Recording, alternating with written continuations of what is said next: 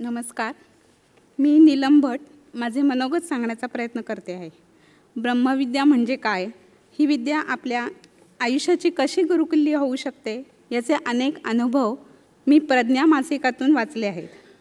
नोकरीत सिनियर म्हणून कामाचे टेन्शन होते, मिस्टरांचे वाढते आजारपण, घरी 97 वर्षांचे सासरे आणि जोडीला 10-12 वर्ष असलेला माझा डायबिटीस, अशी परिस्थिती.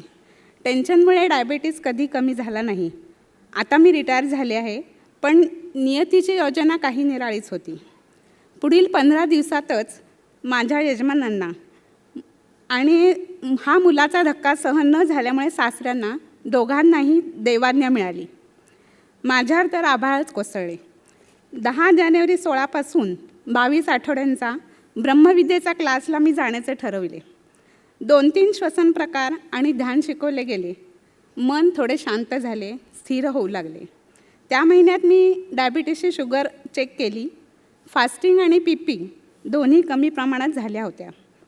मार्च महिन्यात म्हणजे आणखीन 2 महिन्यांनी आणखीन सराव पण वाढलेला होता. त्यामुळे शुगर परत चेक केली असता दोन्ही गोष्टी नॉर्मल स्टेजला आल्या होत्या.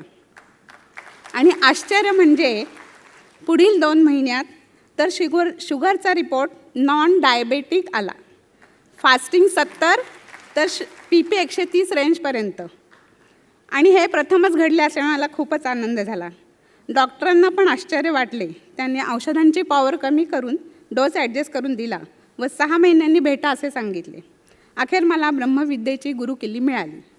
आमच्या शिक्षकांनी ब्रह्मविद्येचा अभ्यास शास्त्रावर कसा आधारित आहे, त्यातील बारकावे, ध्यान, सराव कसा झाला पाहिजे हे समजावून सांगितले. त्यांनी घेतलेल्या या सरावामुळेच डायबिटीस नॉर्मल झाला आहे. त्याबद्दल मी ब्रह्मविद्येची आणि शिक्षकांची कृतज्ञ आहे. ह्यातूनच मी प्रेरणा घेऊन ब्रह्मविद्येचा प्रसार करण्याचे ठरवले आहे. धन्यवाद.